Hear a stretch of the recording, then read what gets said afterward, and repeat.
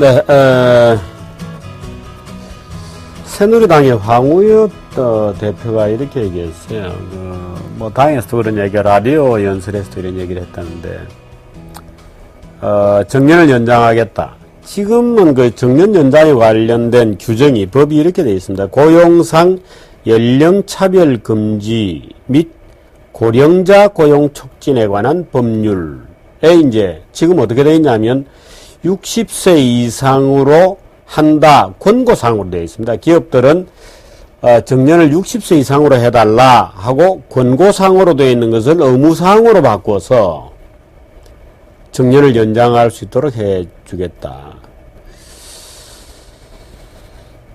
고용상 연령차별 금지 및 고령자 고용 촉진에 관한 법률을 개정안이 이미 국회에 제출되어 있는가 봐요. 이목희 의원이.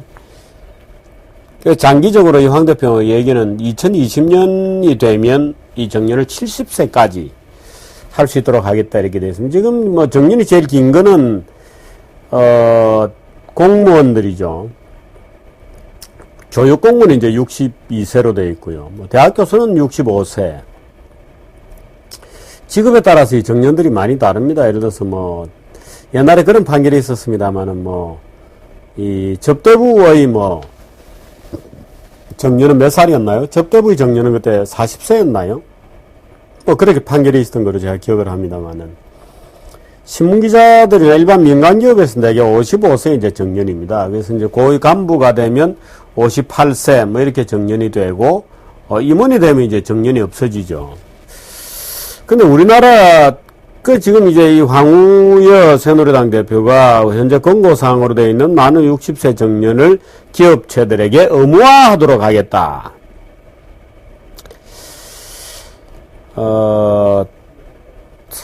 걱정이 좀 되네요. 이게 지금 우리나라의 근로자들 중에 정년을 채우고 나오는 근로자들이 대개 전체 이 정년이 있는 회사에 근무하는 근로자 전체의 한 22% 정도 된다 그래요. 그래서, 그리고 보통은 이제 53세에 거의 절반, 평균은 53세까지 일하는, 나는 통계가 있어요.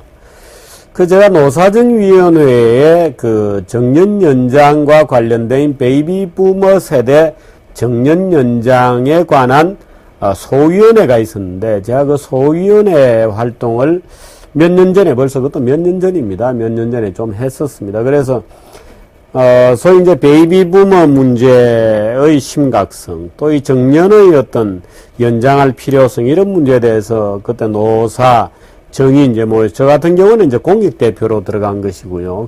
치열한 수개월에 걸친 뭐 논문을 내고 연구 활동을 하고 해서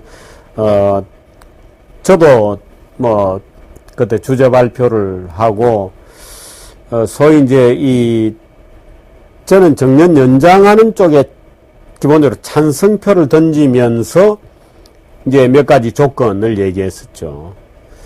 그때 제가 정년은 좀 연장하는 게 좋겠다. 정년 연장이라기보다도 근로자들이 너무 일찍 그만둔다. 그럴 경우에는 소위 지식의 단절 현상이 온다. 이제 이런 게 제 주장이었어요.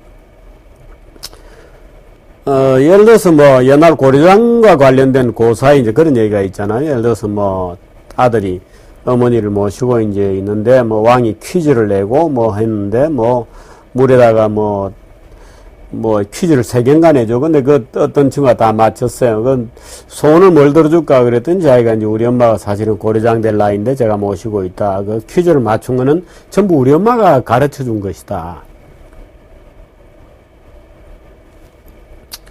하면서 고려장이 없어졌다. 뭐 이제 이런 얘기들이 있습니다만은 소위 암묵적 지식이 있습니다. 현장 지식. 말하자면 우리가 예를 들어서 딸이 요즘 뭐 되게 이제 부부가 같이 벌기 때문에 그렇습니다만 딸이 시집을 가면 이제 된장찌개를 끓이는데 엄마한테 전화를 하죠. 엄마, 야 된장찌개를 끓여야 되는데 어떻게 하면 돼? 그 엄마가 이제 레시피를 불러줍니다. 야 된장을 뭐 어떻게 해서 다시를 내고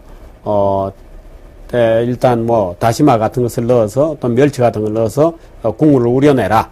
뭐 했어? 자 이제 된장을 뭐 내가 그때 준 숟가락 있지 그걸로 얼마를 넣어. 뭐 그 다음에 뭐 두부를 썰어 넣어. 어느 크기로 뭐 파를 어떻게 해.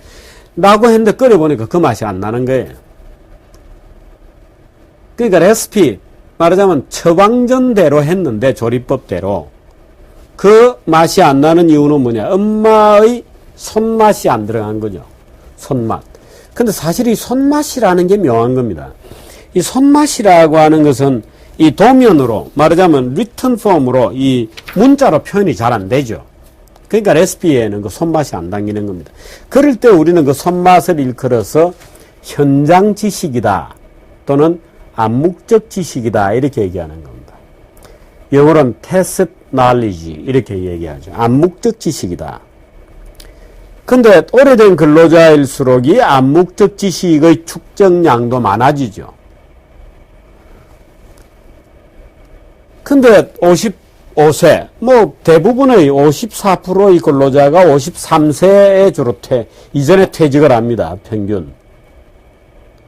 그러니까 53세, 그 54세 요즘 건강하니까 뭐 60세, 65세가 되어도 굉장히 건강하고 또 암묵적 지식이라는 측면에서 볼 때는 오히려 굉장히 전성기죠. 오히려 60대 이렇게 되면. 근데 직장을 그만두게 되죠. 그래서 이게 사회적 손실이다. 소위 지식의 손실이다.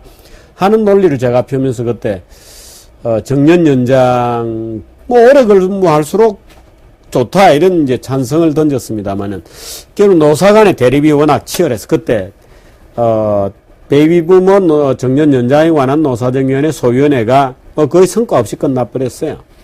근데 이제 황우려, 참, 황우려입니까? 우려할 만한 황우려. 뭐 이런, 우스갯소리도 합니다만은, 이분이 이제 정년 연장에 일을 꺼낸 겁니다.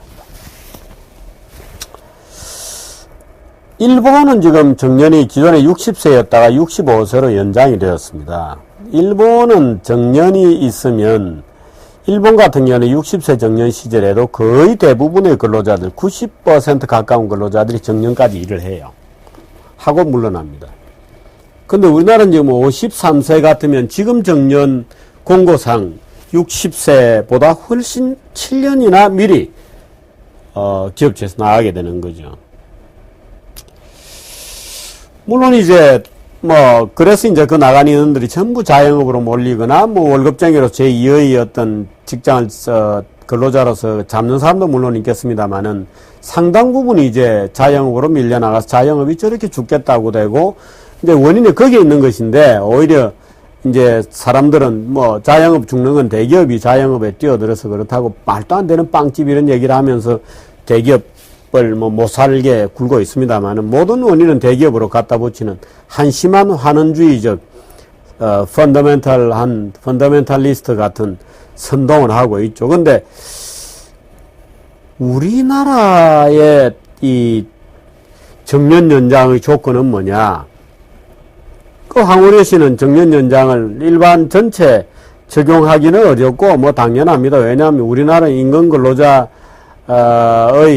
엄청나게 많은 부분이 10인 미만 조그만 직장들입니다. 직장도 아닌 조그만 이제 자영업체 이런데 이제 근로자들 대부분이 많이 포진되어 있고 지금 황우려 스스로가 공기업하고 대기업의 정년 연장을 먼저 하겠다 이렇게 지금 주장을 했어요.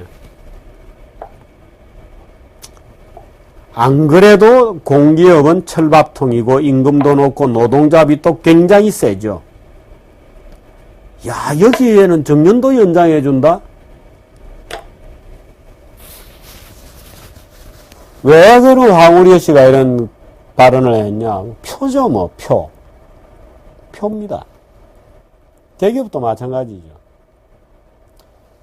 강력한 노동조합의 보호를 받고 지금도 높은 임금인데, 그거를 손을 안 대고, 대기업 노동조합이 중소기업 노동자들을 착취하는 구조로 되어 있잖아요. 사내하청 이런 거 다 마찬가지입니다만은. 지금도 노동시장 안에 불균형이 굉장히 심한데, 이쪽은 정년까지 또 보장해준다? 더 높여준다? 50, 60, 2년, 62세, 65세로? 천국을 공기업, 대기업은, 그 공기업은 누가 임금 주나요? 결국 국민이 세금 비슷한 요금의 지불로 임금을 주잖아요. 야, 천국을 만들어준다?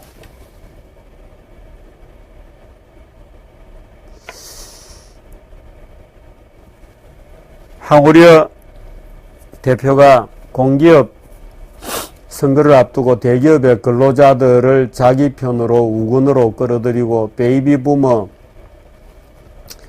우군으로 끌어들이고 싶다는 충정은 뭐 정치인으로서 당연하다고 생각이 듭니다만은, 이런 정년 연장의 방법으로 과연 중소기업, 대기업의 양극화 문제, 또 공기업과 민간기업의 양극화 문제, 공기업의 철밥통은 더 오래 먹을 수 있는 철밥통이 되는 이런 현상을 획책하려고 할 것인가.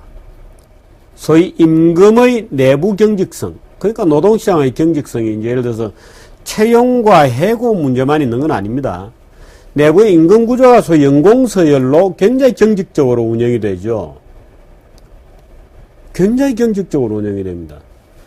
그 사실 가장 좋은 방법은 정년 자체가 없어지고 아예 예를 들어서 임금을 유연한 생산급 제도로, 생산성급여로, 직무급여로 바꿔가면 뭐 정년이 뭐 아예 없애버릴 수도 있는 거죠. 누구든지 자기가 일한 만큼 가져간다. 그럼 정년정에서 나가라 이렇게 할 이유도 없죠. 근데 정년이라는 게 굉장히 재밌습니다. 근데 황우려 대표가 물론 이제 임금 구조도 개선해야 된다는 얘기를 했습니다만은 아무래도 방점은 임금 구조 개선보다는 저쪽인 것 같아요. 임금 구조 자체가 획기적으로 개선이 되려면 노동조합하고 정말 싸워야 되거든요. 강고한 노동조합의 기득권이 있기 때문에 그건 그대로 두고, 공기업, 대기업의 강력한 노동조합은 그대로 두고 임금 결국은 싸우면 지니까. 그러면 두 개를 내놓고 바꾸자 했는데 하나는 져버리고 하나는 임금 정년 연장은 채택이 되면 뭐 그때부터 절망이 되는 거죠. 그래서 이 문제가 어려운 겁니다. 굉장히 복잡하거든요. 근데 너무 쉽게 얘기하고 있다. 청년 일자리는 어떻게 될까요? 베이비 부머가 정년이 연장이 되어서 직장에서 안 나가면 청년 일자리가 더 줄어들 것이다 는 논쟁이 있죠. 베이비 부머가 정년이 연장이 되어서 안 나가는 것하고 청년 일자리하고 별 상관이 없다는 주장도 있고, 무슨 소리냐, 상관이 있다는 주장도 있습니다.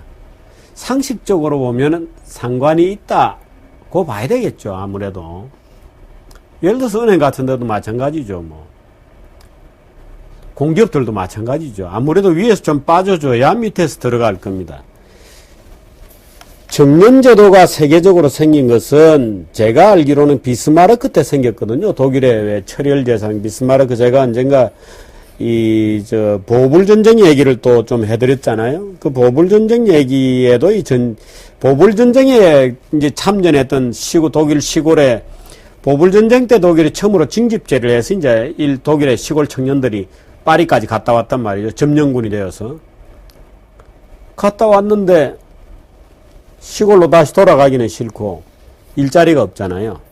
그래서 비스마르크가 기존에 있는 사람들을 정년을 만들어서 내보내고, 그래서 정년이 만들어졌다 그래요. 정년을 만들어서 내보내고 대신에 연금을 주겠다고 했다는 겁니다. 왜? 젊은 애들 취직시키기 위해서. 청년, 그러니까 전쟁에 갔다 온 청년들을 취업을 시키기 위해서 위에서 좀 나가주시오 하고 정년제도를 만들어서 나가게 하면서 연금을 준 거다 하는 겁니다. 그래서 연금제도는 전체적인 고용제도, 또 정년제도는 전체적으로 노동시장의 세대 문제를 어떻게 해결할 거냐, 또 내부적으로 임금구조를 어떻게 가져가느냐 하는 복잡한 여러 가지 변수들 사이에서 판단해야 되는 문제예요. 황우려 대표가 물론 머리가 좋으신 분이니까 문제의 복잡성을 알고는 있겠습니다만은 좀 쉽게 얘기하는 것 아닌가. 정말 공기업을 철밥통의 천국으로 만들어 주실 작정인가. 그러면 그야말로 양극화는 더 심해질 테고 정말 아래쪽에 불만은 더 폭발할 텐데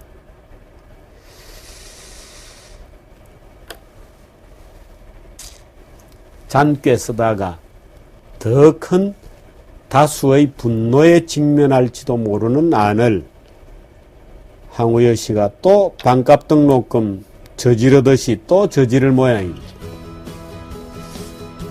오늘은 황우려의 정년 연장 제안에 대해서 좀 검토를 해봤습니다.